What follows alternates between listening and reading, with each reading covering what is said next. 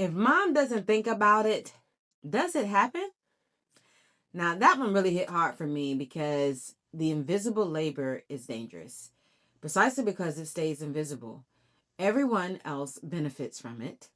However, few people fully understand it because they don't see it. And because you are high functioning, it's very hard for people to know. They just assume you're okay. You make it look easy. But the truth, if the pattern stays unaddressed, you're really headed to severe burnout.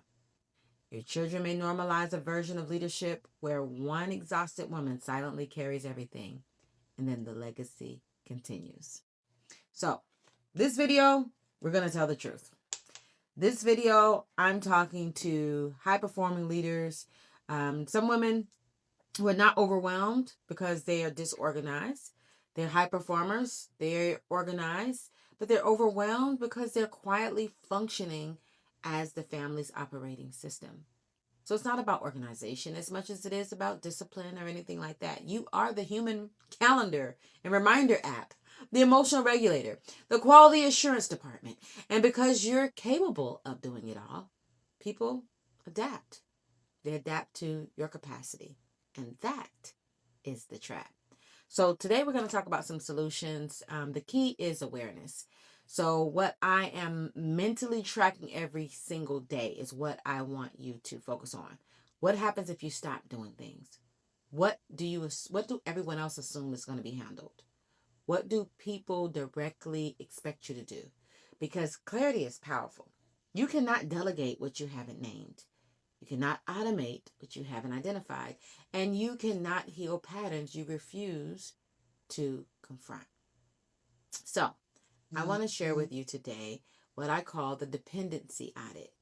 There was a moment when I realized that my family was codependent on me. And that's how I'm able to talk so transparent about this. And what I did was, when I came home from work, I literally just sat in the car. I knew that my issue in that season was I wasn't just exhausted because of laundry. I wasn't exhausted because of my work hours. It was deeper than that. And at the time, I just didn't have any language for it. I just knew I was stressed.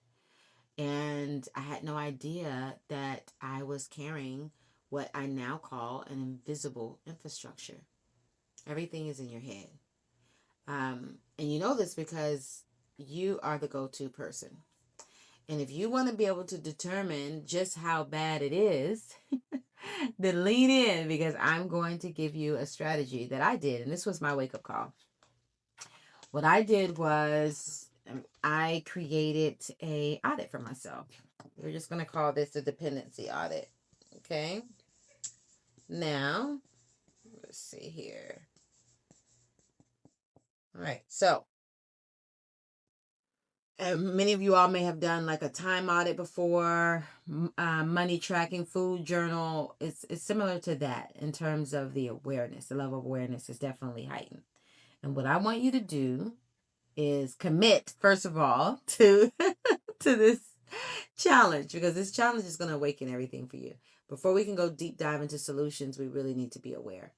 And I want you to just observe the way I did. I sat in my car and I literally watched my kids um, during the peak time. So for in my household, peak time means when you come home from school. What are you doing? You know, do I have to tell you to take your bath? Do I have to tell you to start prepping for dinner? Like how much is being directed and how much is being intuitively done, like self-directed. And I realized that as I sat in the car and I eventually walked in, nothing was done. No one had their baths. No one prepped for the next day. Their clothes laid out. Nothing. They continued doing what it is. It wasn't until they saw my presence that they were, oh, scrambling to go ahead and try to do what they already knew they should have been doing. Why is that? So this is what I call feedback. And when we move from just being a parent to being a parent leader, we have mastered the concept of what I call system thinking. And so coming up with audits and ways in which to think really helps to not just raise your children by keeping, food on the table, shelter, clothes on their backs. It moves from that to being what I call intentional parenting. And with intentional parenting, you are intentionally leading yourself first. And this is what makes the audit so powerful, is because the audit is going to give you feedback on how you've been leading. And so this isn't for the weak. This is for the courageous. And so with that being said, this is just a really simple thing that you can do. I want you to just in your phone, you're going to write down everything, everything. When I say everything that someone asks you. All right. If your children ask, even from mom, where's my socks? Or someone in your home, you can also do this for your team as well. Right. And you jot it down.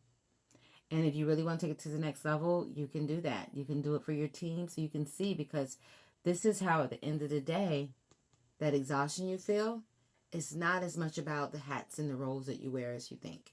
It may not be about the responsibilities either. It really could be that you're carrying a mental load and you're leading in a way that causes the people that follow you to be codependent on your leadership. The one thing I want you to remember during this video is that there is a difference between being needed and being valued. Okay, and let's talk about that a little bit. I know the things that I talk about in this video, sometimes they sting. Most of the time they do. But just know that any form of real transformation takes place with awareness. And that's why I really say parent leadership, because this type of parenting requires courage. Not all parents can do this work. In fact, they feel that because they've been able to produce a child into this world, then hey, that is the reason why the child should listen to what they say, and there's little accountability, and my job is to keep food on the table and be happy because I'm providing. This is next level parenting. Parenting leadership is understanding, like leaning in deeper.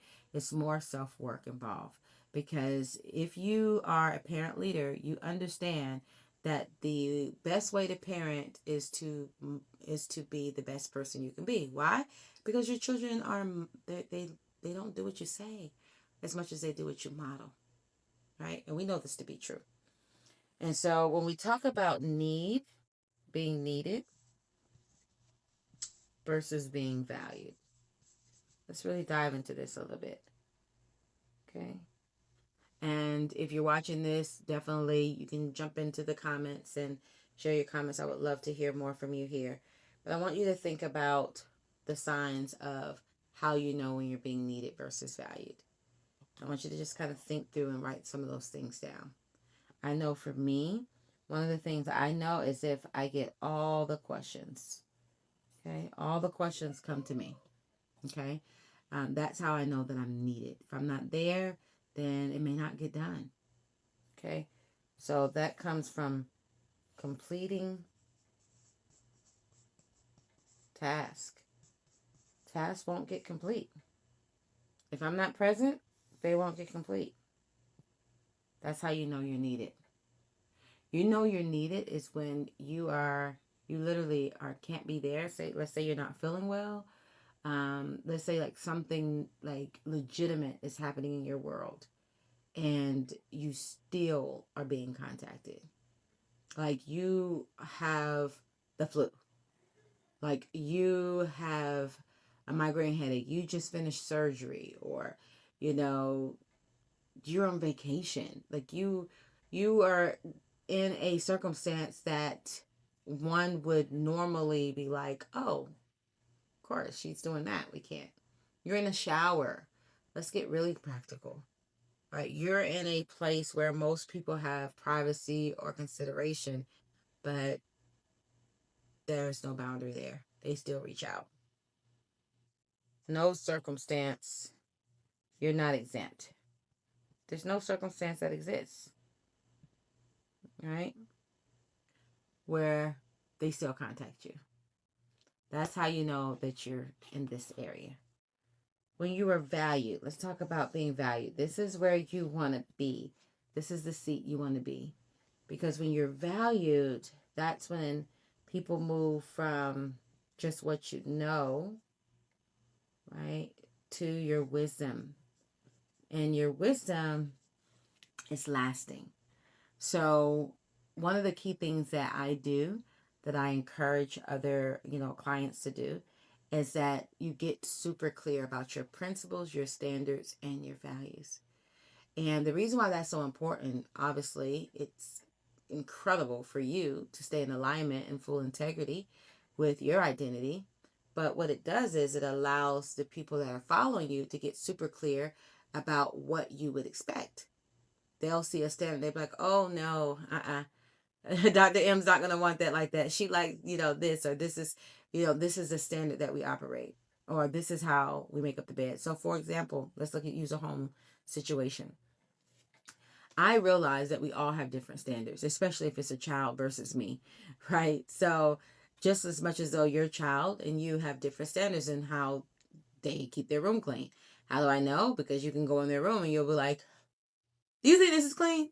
Like, and they're looking like, I do actually, like, and it seems like such a far gap. Like, how in the world do you literally with a straight face can say that this room is clean? It's because the standard is different. And so one of the things that when I talk about being valued, is take a picture when they do it well and it's clean, and show them exactly how to keep the room clean. Take a picture of it like you are a realtor and you're taking a picture of that room, and put that picture of that room laminated and put it on the back of the door or on the side by the light. Get this room like this. That is a standard. And when you do that, you express gratitude. Everybody doesn't have a room. It's not something that all kids get to experience, right? And so not only are you putting back up the standard, but you also have opportunity to express gratitude, right? Not just to me, but to God as well. And for yourself, keeping your space clean. So those are opportunities for you to be able to teach that. But there's no ambiguity about standard. When you know your principal standards and values and you're able to express that, that's how you become valued. Because people begin to admire you because they understand you. You're consistent. You have integrity. And now they're inspired by that. Psychologically, people trust people that are predictable. When they know that, okay, this is what I know about this person and this is how they show up, and you're consistent with showing up according to what your convictions. And that beingness, like being who you are and being intentional about that, is what creates that value. And the reason why it's valuable is because most people don't operate that way. Most people say one thing. They say that they're about their family and they love their family and that's what, life is about. But when you audit their time, it doesn't reflect that. When you look at their bank accounts, it doesn't reflect that. That's the majority of people. But leaders, true leaders who understand that leadership is about integrity, they want what they say and what they do to be aligned. Now, is this always a perfect aligned match? Absolutely not. Usually there's a gap. How big that gap may change depending on the season that you're in. But that is why this work with Peace Driven Leader and Legacy Building with Dr. M is so important, because that is what we get to do. We get to maintain. If you think about everything in life, it's a maintenance thing. Think about it. Even when it comes to your vehicle, when it comes to cleaning out the refrigerator, when it comes to maintaining your home, sometimes things take longer before you have to maintain it, but there's always this cycle, this rhythm of maintaining. And that's how you have a lasting outcome, a lasting result. And that's what we want to do with your leadership, is we want to be able to, especially moms, to be able to allow you to love, live, and lead in a way where you don't run into burnout and exhaustion and you lose yourself. That you can raise babies, build business, and do it without losing yourself, right? You can climb the corporate ladder, without breaking what I call your alignment ladder, because that's key. The alignment ladder is what is going to allow you to remain true to yourself, what's going to make you feel fulfilled. So many clients I've had have experienced tons of financial freedom and money, but they didn't have time freedom, and most of all, they didn't have that fulfillment. And that, to me, money can't buy. So, with that being said, if this resonates with you at all, I want to invite you to click on the free link and download your Mindset Reset Guide. And there's plenty of mind mapping, system thinking for you to create your own infrastructure. Get all that stuff out of your head and really start, playing around and creating those for you and your household and your leadership. Now, if you're listening, you're like, that sounds good, Dr. M, but I need more. I need some more support. I know that I'm going to get it. It's going to be hard for me to follow through. Then I got you. You want to be able to click the link below. You can get it. It's also in the reset guide as well.